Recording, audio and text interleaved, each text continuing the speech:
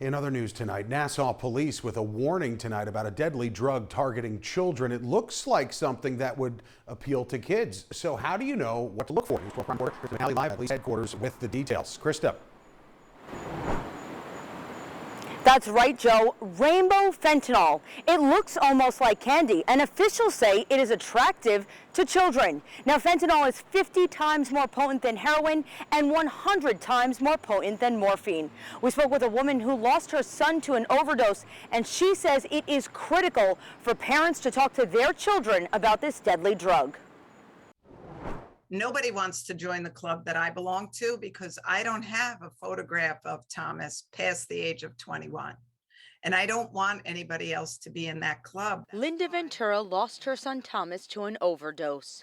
While struggling with his loss, she has taken that pain and turned it into promise for a bright future for other kids through Thomas's Hope Foundation. Ventura says fentanyl is prominent on the streets, and the most important thing is that parents are open with their children about potentially deadly drugs. It's making your kids aware and age appropriately talking with them about the outcome of taking something that you don't know what it is. The most important thing is having a conversation about drugs and alcohol with your kids now. It doesn't have to center on fentanyl.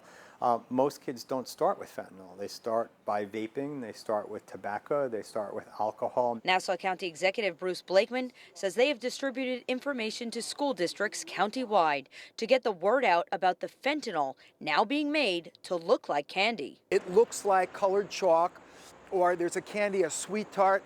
It looks like a big sweet tart.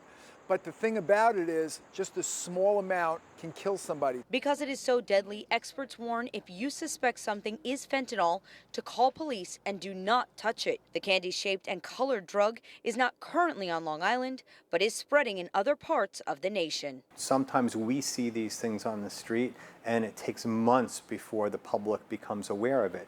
So the fact that the Nassau County Police Department is out in front of this is really good, and it helps foster a conversation about how dangerous fentanyl is out in the community. The New York State Office of Addiction Support and Services does have a lot of information about fentanyl, and if you would like to visit their website, that could be found on news12.com under numbers and links. Joe? Yeah, Krista, how would people potentially know if fentanyl is laced with something else?